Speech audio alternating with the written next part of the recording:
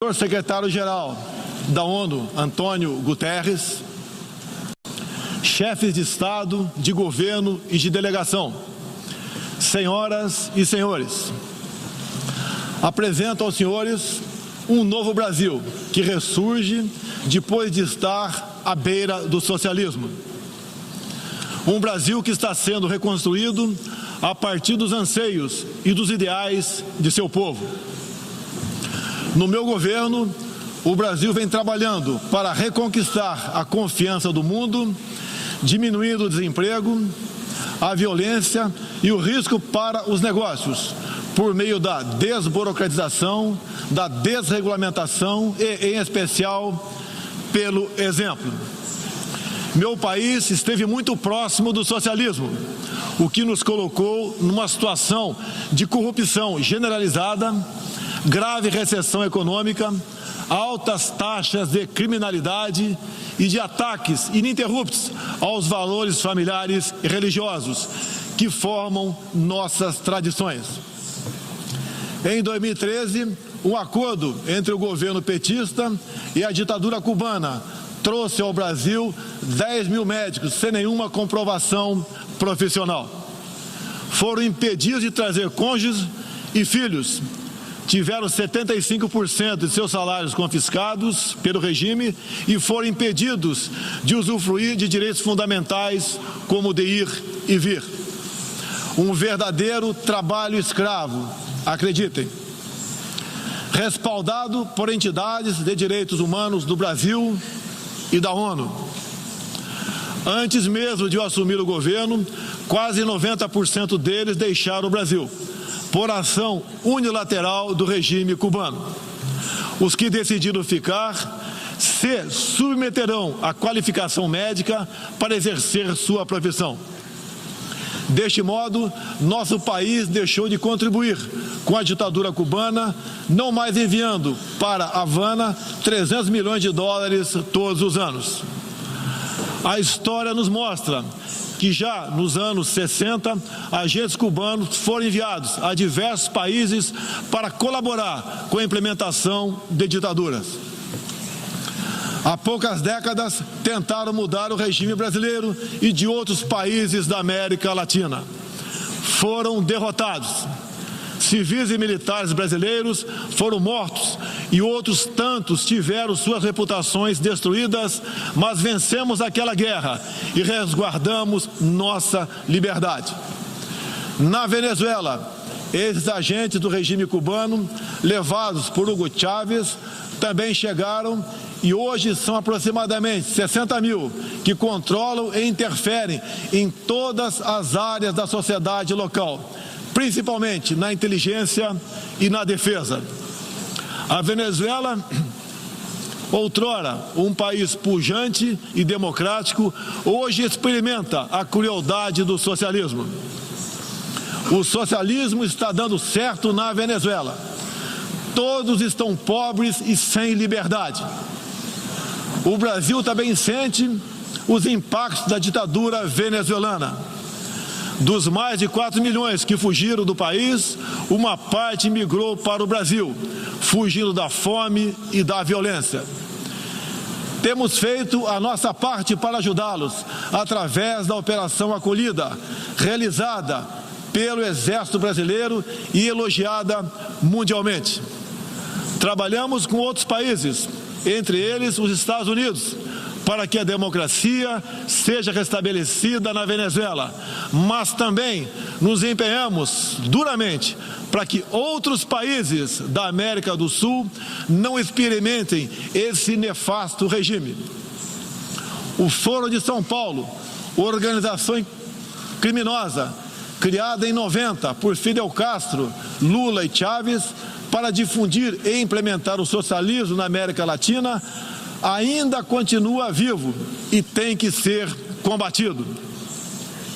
Senhoras e senhores, em busca de prosperidade, estamos adotando políticas que nos aproximem de países outros que se desenvolveram e consolidaram suas democracias. Não pode haver liberdade política sem que haja também liberdade econômica. E vice-versa. O livre mercado, as concessões e as privatizações já se fazem presentes hoje no Brasil.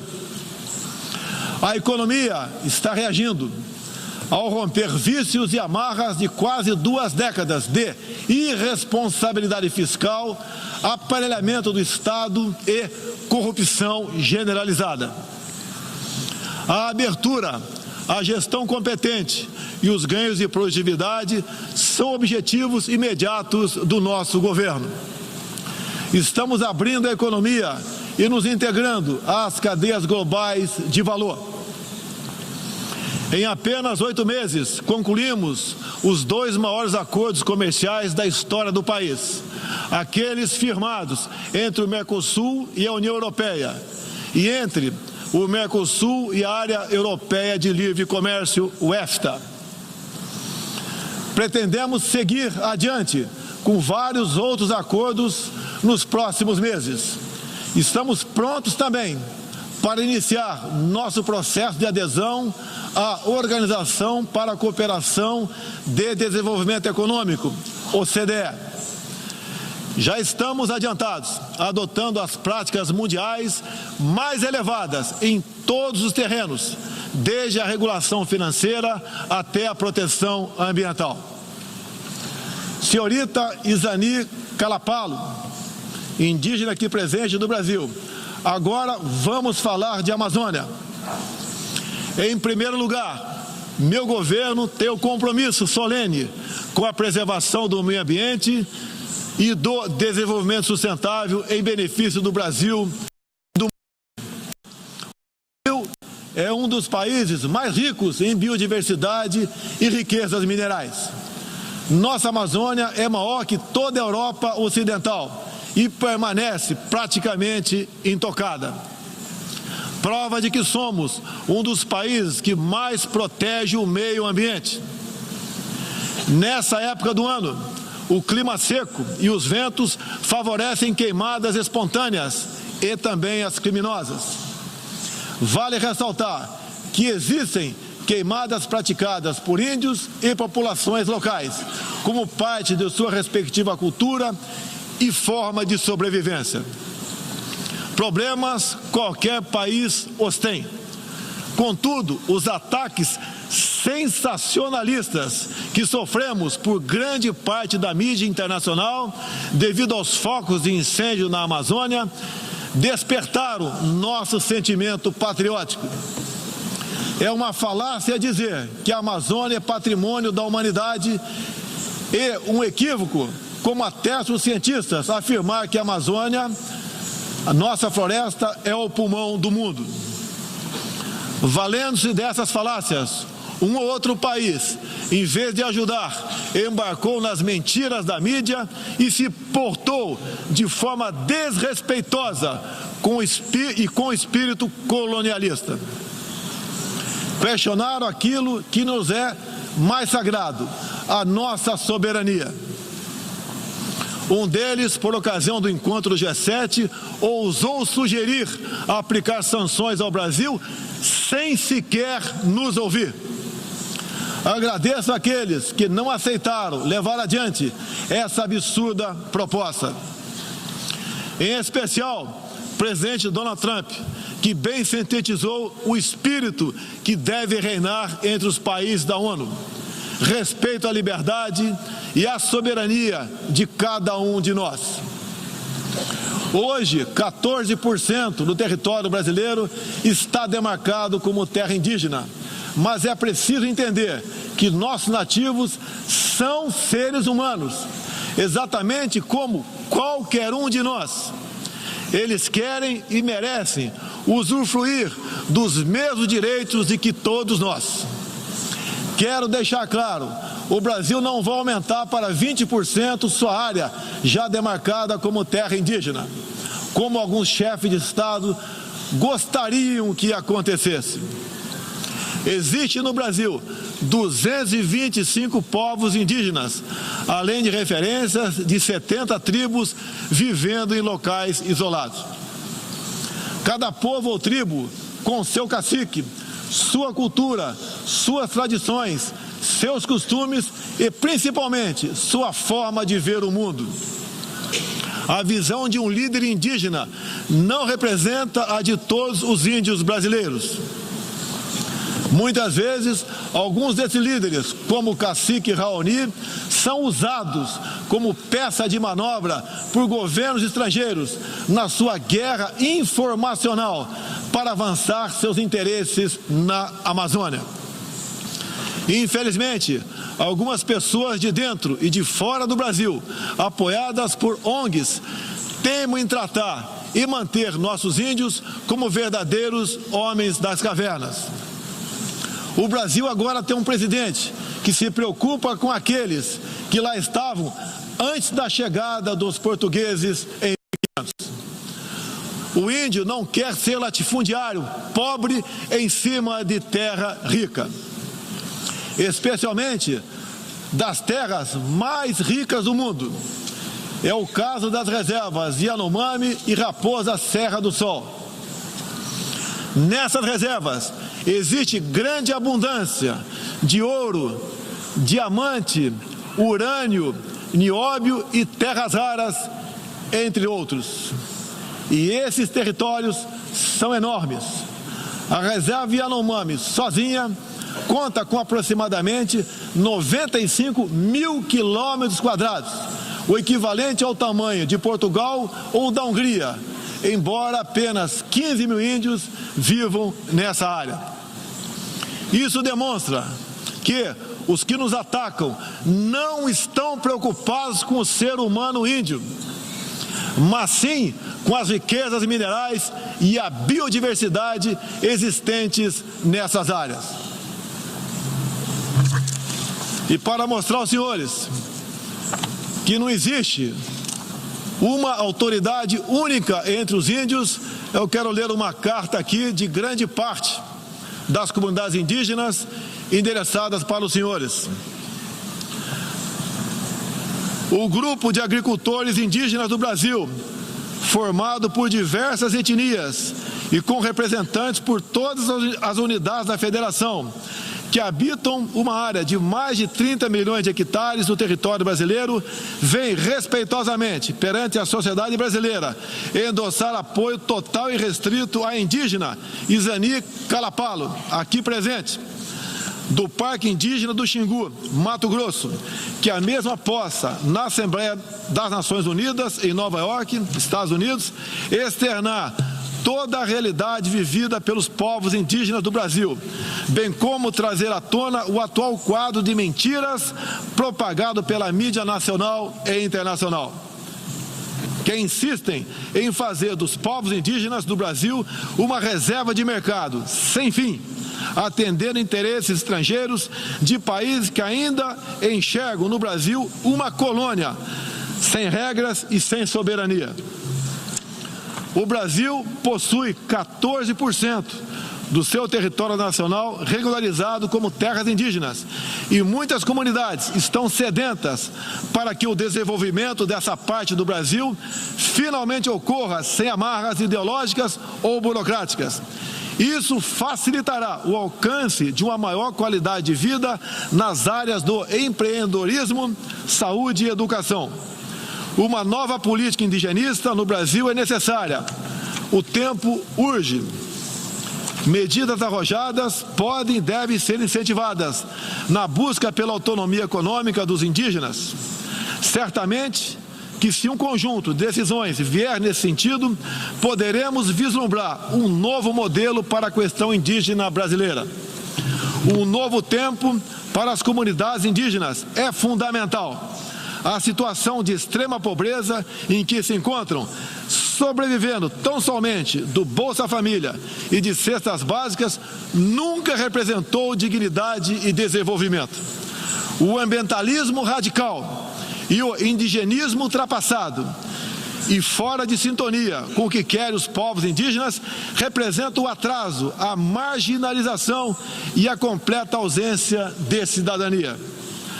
A realidade ora posta impõe que o mundo, na arena da Assembleia das Nações Unidas, possa conhecer nossos desejos e aspirações na voz da indígena Izani Calapalo, que transmitirá o real quadro do meio ambiente e das comunidades indígenas brasileiras.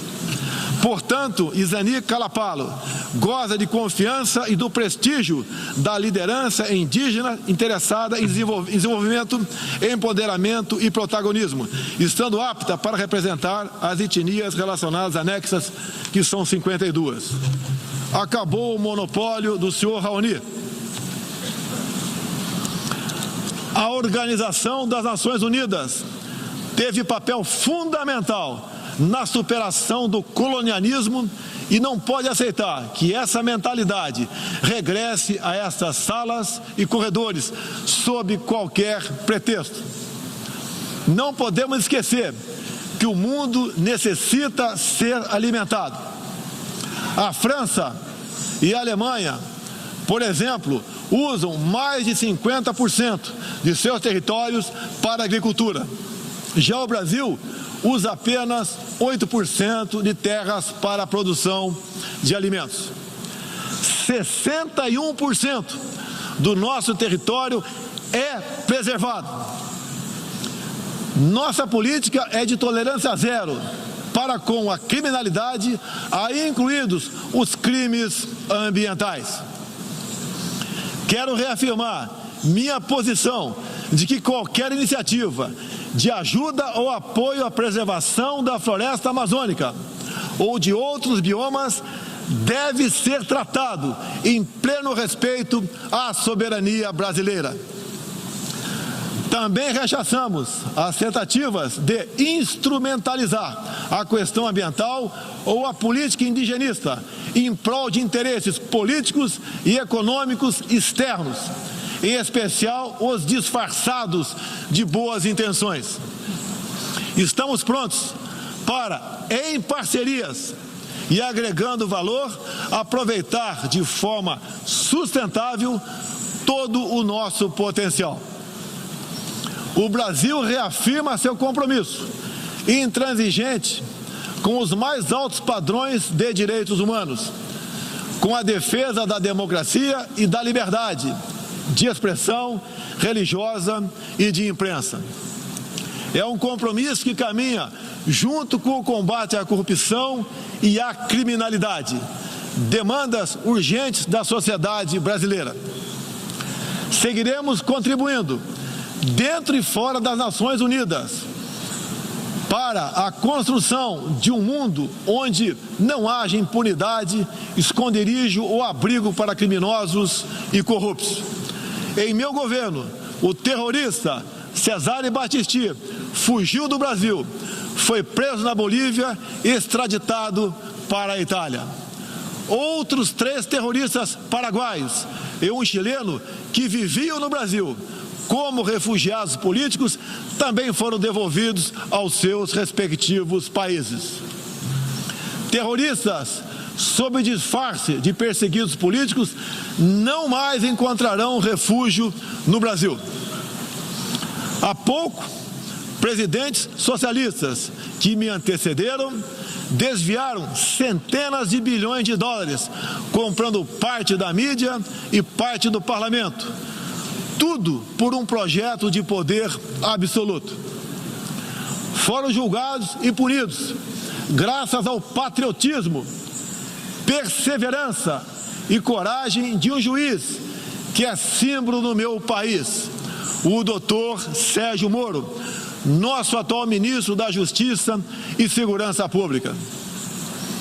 Esses presidentes também transferiram boa parte desses recursos para outros países, com a finalidade de promover e implementar projetos semelhantes em toda a região. Essa fonte de recursos secou.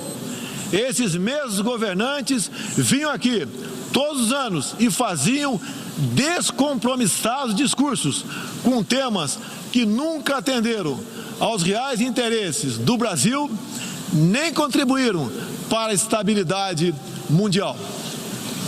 Mesmo assim, eram aplaudidos.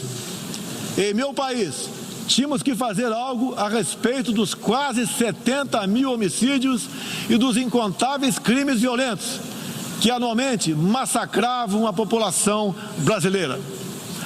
A vida é o mais básico dos direitos humanos. Nossos policiais militares eram o alvo preferencial do crime. Só em 2017, cerca de 400 policiais militares foram cruelmente assassinados. Isso está mudando. Medidas foram tomadas e conseguimos reduzir em mais de 20% o número de homicídios nos 6 primeiros meses do meu governo. As apreensões de cocaína e outras drogas atingiram níveis recorde. Hoje o Brasil está mais seguro e ainda mais hospitaleiro.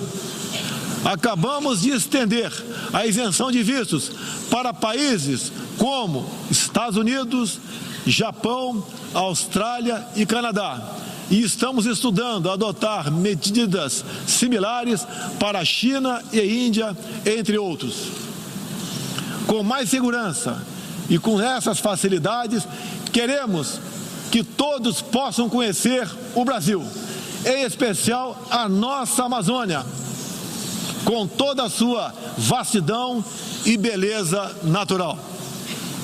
Ela não está sendo devastada e nem consumida pelo fogo, como diz mentirosamente a mídia.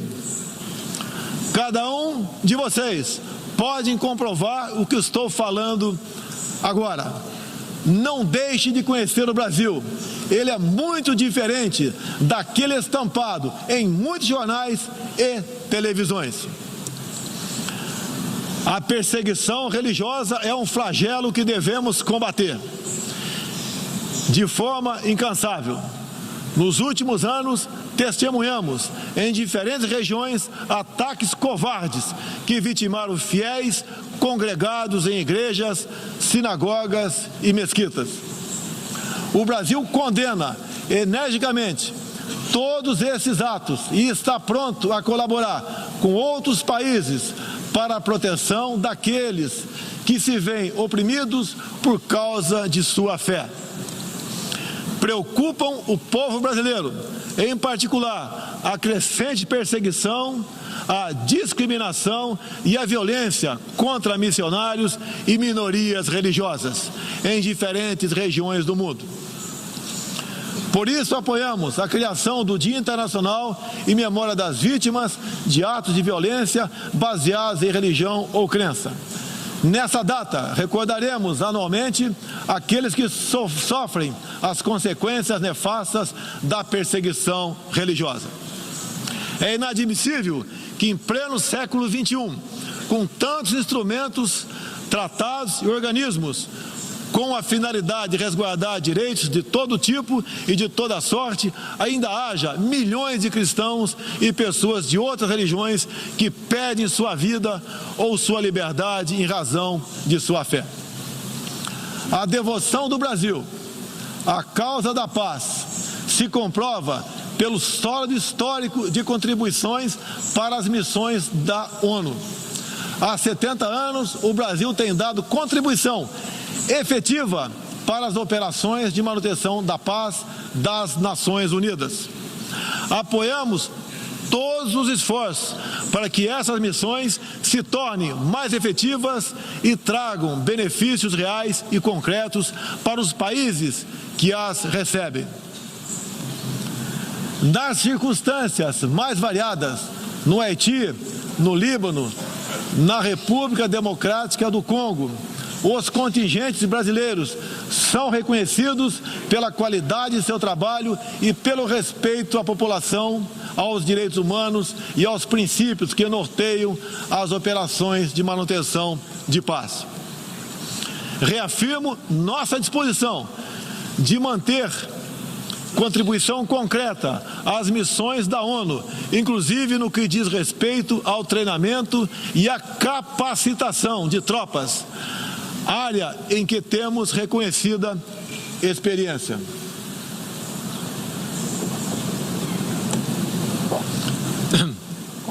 Ao longo deste ano, estabelecemos uma ampla agenda internacional com o intuito de resgatar o papel do Brasil no cenário mundial e retornar de retomar as relações com importantes parceiros. Em janeiro, estivemos em Davos, onde apresentamos nosso ambicioso programa de reformas para investidores de todo o mundo. Em março, visitamos Washington, onde lançamos uma parceria abrangente e ousada com o governo dos Estados Unidos em todas as áreas, com destaque para a coordenação política e para a cooperação econômica e militar. Ainda em março, estivemos no Chile, onde foi lançado o ProSul, importante iniciativa para garantir que a América do Sul se consolide como um espaço de democracia e de liberdade. Na sequência, visitamos Israel, onde identificamos inúmeras oportunidades de cooperação, em especial na área de tecnologia e segurança. Agradeço a Israel o apoio no combate aos recentes desastres ocorridos em meu país. Visitamos também um de nossos grandes parceiros no Cone Sul, a Argentina. Com o presidente Maurício Macri e nossos sócios do Uruguai e do Paraguai, afastamos do Mercosul a ideologia e conquistamos importantes vitórias comerciais, ao concluir negociações que já se arrastavam por décadas. Ainda este ano, visitaremos importantes parceiros asiáticos, tanto no Extremo Oriente quanto no Oriente Médio. Essas visitas reforçarão a amizade e o aprofundamento das relações com Japão, China, Arábia Saudita, Emirados Árabes e Catar. Pretendemos seguir o mesmo caminho com todo o mundo árabe e a Ásia. Também estamos ansiosos para visitar nossos parceiros e amigos na África, na Oceania e na Europa. Como os senhores podem ver, o Brasil é um país aberto ao mundo em busca de parcerias com todos os que tenham interesse de trabalhar pela prosperidade, pela paz e pela liberdade. Senhoras e senhores, o Brasil que represento é um país que está se reerguendo, revigorando parcerias e reconquistando sua confiança política e econômica. Estamos preparados para assumir as responsabilidades que nos cabem no sistema internacional. Durante as últimas décadas, nos deixamos seduzir, sem perceber, por sistemas ideológicos de pensamento que não buscavam a verdade, mas o poder absoluto. A ideologia se instalou no terreno da cultura, da educação e da mídia, dominando meios de comunicação, universidades e escolas. A ideologia invadiu nossos lares para investir contra a célula máter de qualquer sociedade saudável, a família. Tentam ainda destruir a inocência de nossas crianças, pervertendo até mesmo identidade mais básica e elementar, a biológica. O politicamente correto passou a dominar o debate público para expulsar a racionalidade e substituí-la pela manipulação, pela repetição de clichês e pelas palavras de ordem. A ideologia invadiu a própria alma humana, para dela expulsar Deus e a dignidade com que Ele nos revestiu. E, com esses métodos, essa ideologia sempre deixou um rastro de morte, ignorância e miséria por onde passou. Sou prova viva disso. Fui covardemente esfaqueado por um militante de esquerda e só sobrevivi por um milagre de Deus. Mais uma vez, agradeço a Deus pela minha vida. A ONU pode ajudar a derrotar o ambiente materialista e ideológico que compromete alguns princípios básicos da dignidade humana. Essa organização foi criada para promover a paz entre nações soberanas e o progresso social com liberdade, conforme o preâmbulo de sua carta.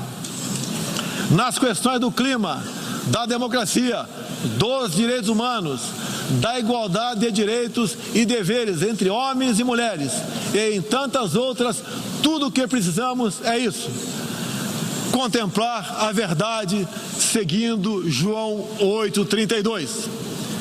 E conhecereis a verdade, e a verdade vos libertará. Todos os nossos instrumentos, nacionais e internacionais, devem estar direcionados, em última instância, para esse objetivo. Não estamos aqui para apagar nacionalidades e soberanias, em nome de um interesse global abstrato. Esta não é a organização do interesse global, é a Organização das Nações Unidas. Assim deve permanecer, com humildade e confiante no poder libertador da verdade. Estejam certos de que poderão contar com este novo Brasil que aqui apresento aos senhores e senhoras. Agradeço a todos pela graça e pela glória de Deus. Meu muito obrigado.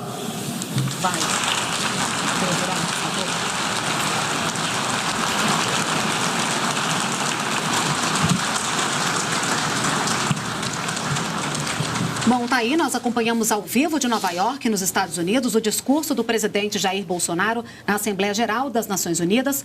Como é tradição, desde a década de 1940, o Brasil é o primeiro país a se pronunciar nos debates gerais da Assembleia Geral da ONU. O evento reúne líderes de 193 países que fazem parte das Nações Unidas.